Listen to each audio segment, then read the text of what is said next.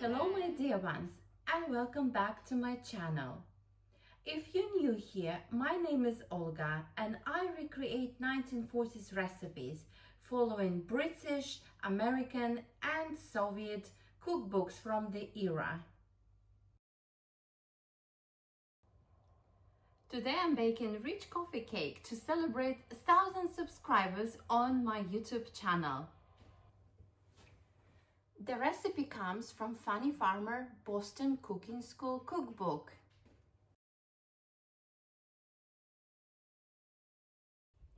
This cake I'm baking for you.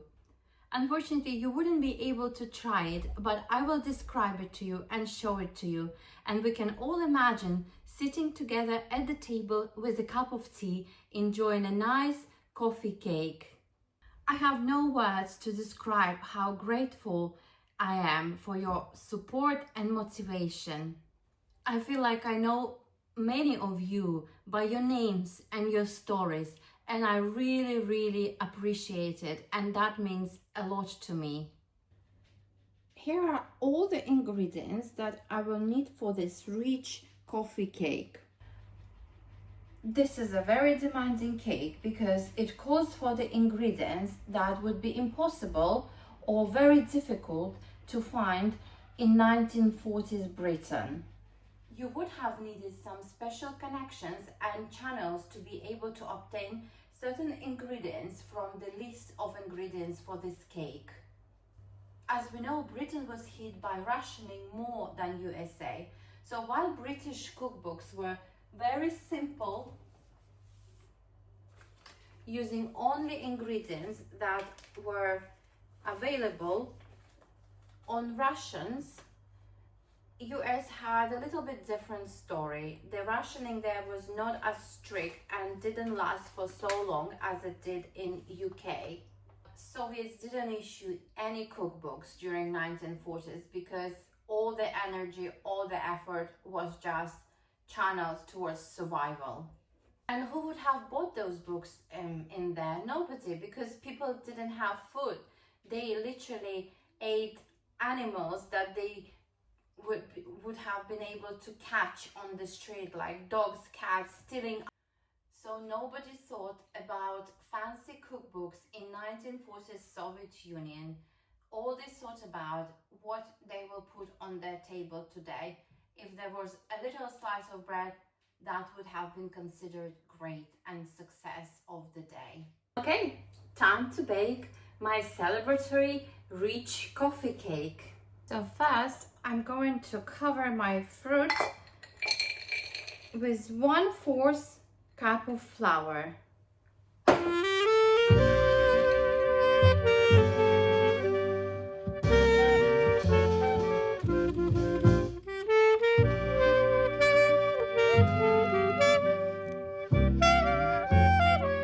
Now I'm going to start adding sugar, and it's 200 grams of sugar. In 1940s Britain, that would be impossible to obtain such amounts of sugar unless it was a joint baking. So that's you heard many times in my videos that people shared the ingredients if they had like a big celebration coming up, so everybody contributed with something. Otherwise, for one household it would be very difficult or even impossible to collect all those ingredients.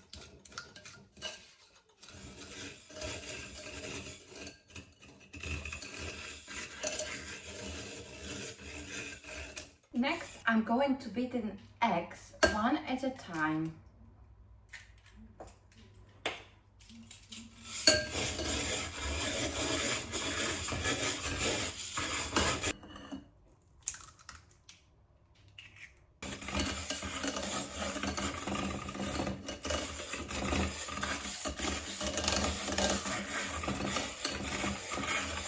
Next, sift the remaining flour with seasonings.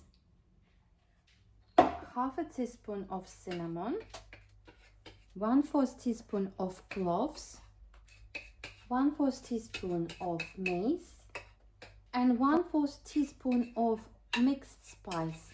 And I nearly forgot, we also need 2 teaspoons of baking powder.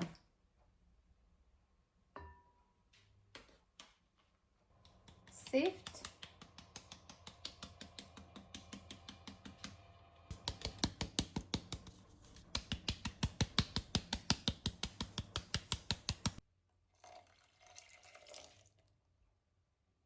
One tablespoon of molasses or golden syrup. I don't have molasses, I only had golden syrup.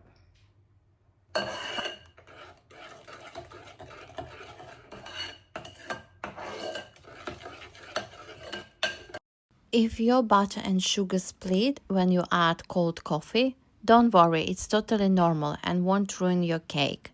And now I'm going to add a little bit of flour and a little bit of butter coffee mixture and mix it.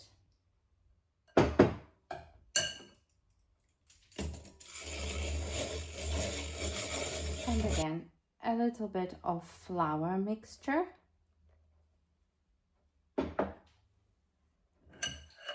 And a little bit of coffee mixture.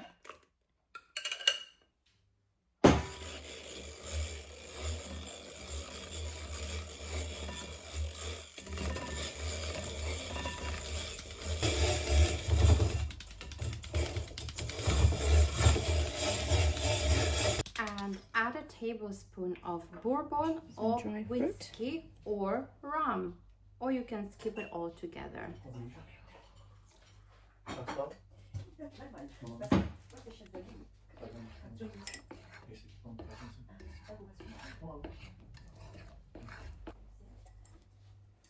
Next, I'm going to transfer my batter into the medium-sized tin that I lined with parchment paper.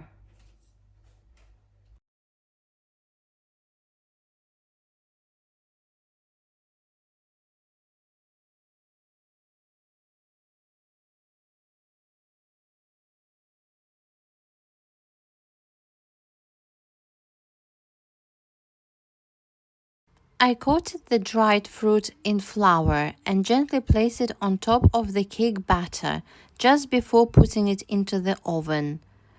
The idea is that as the batter begins to set in the heat, it helps support the fruit and slows down the sinking. This method supports the fruit better and allows for slower, more even distribution throughout the entire depth of the cake, rather than all the fruit sinking quickly to the bottom. I've used this technique twice before and it worked well both times. Let's see if it works this time too. This is how it ended up looking. I'm also going to sprinkle some walnuts. This is really a very, very rich coffee cake. Rich in terms of its consistency, but also in terms of you had to be very rich to be able to bake such cake in 1940s Britain. A little bit different for USA, but for Britain it would be impossible. Bake at 170 degrees for 45-50 minutes.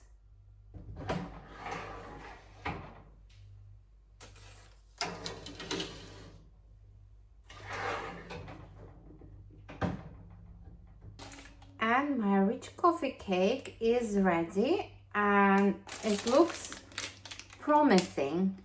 So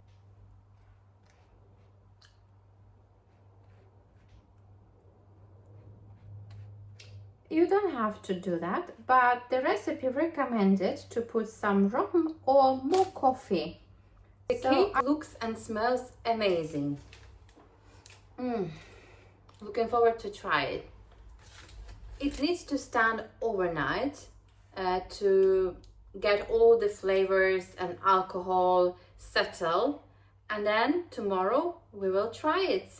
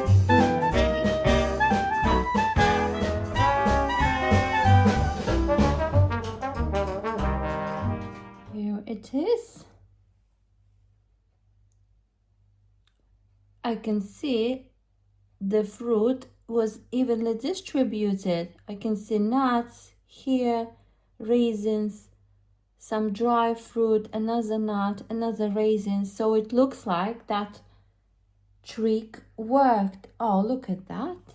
Looking good. And it's very moist as well.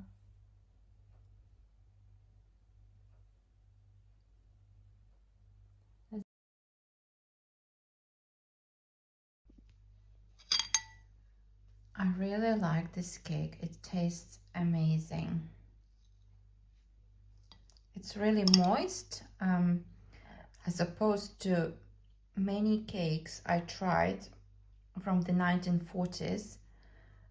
The one downfall of them was that most of them were quite dry. And this cake is really, really rich.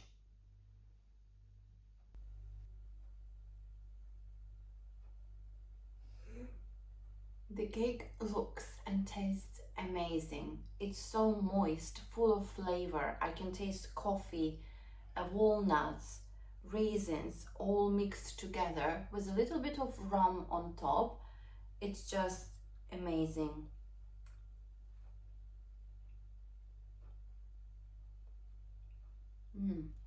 Tastes so good. And the rest of this cake is for you, my dear. Thank you for being here, for listening to my little stories, and for inspiring me to keep sharing these 1940s recipes and memories from my kitchen. I truly appreciate you. I think about you often. Some of you have been here from the beginning, always showing up with kindness and support. A special thank you to Catherine, Lizette, Sandra, Melanie, Emily, Gypsy Danai, Cindy, Sophia, Samantha, Jeanette, Janet, Christine, Jenny, Betty, Varina, Margaret, Virginia, Lynn, Lily, Belinda, Rachel, Dawn, Peace Frog, Chewing Mama. You make this feel like a warm little corner of the internet, and I'm so grateful. Have a wonderful day, my dear ones, and I will see you next week.